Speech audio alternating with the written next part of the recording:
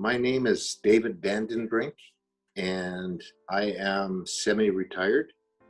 I am presently a member of the Leduc County Fire Department, as well as an instructor with V3X Global and also CTSS Canada. My whole career starts when I was 17. I was with the Canadian Forces Reserves for 3 years. I was with Corrections Canada for 6 years. And I was an RCMP officer for 28 years and a community peace officer for 1 year, then into the fire department. Back then in the early 80s, early to mid 80s, we didn't have this huggy feeling type scenario situation where we sit down and debrief and say, tell me about your feelings. Basically, if something happened, it was you sucked it up and you continued. And if you weren't able to move forward, you did not stay in that job. When you try to speak to another member about it, about your feelings or what you witnessed, the conversation was generally revolving around the bravado aspect of it, if that makes sense to you. And it was very early on in the mental health, you develop what's commonly referred to as dark humor or gallows humor, which is another step outside of dark humor. And that's basically how I was able to cope. My way of dealing with incidents or emotions, or even importantly, other people's emotions, started to go in a decline, I think, in early 2000.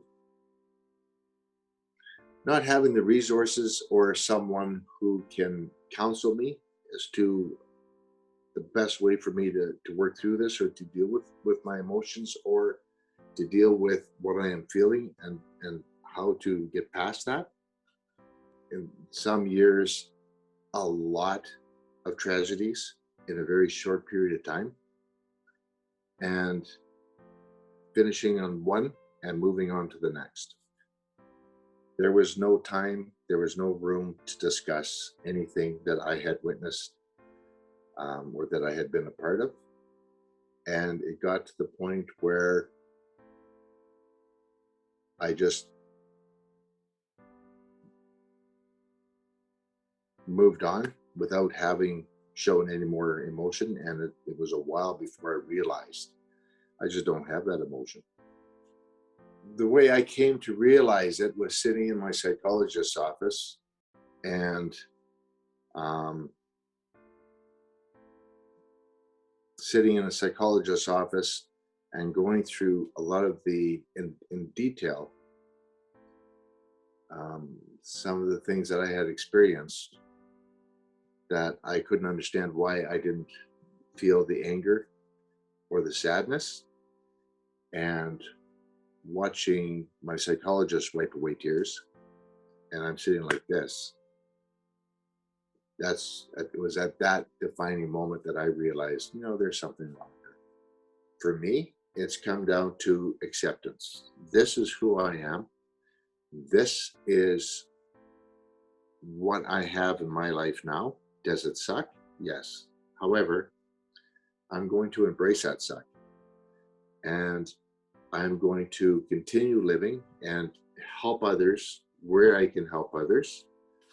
I am involved as a group leader for OSI-CAN, ASK. I am also a member of the peer support team with Leduc County Fire.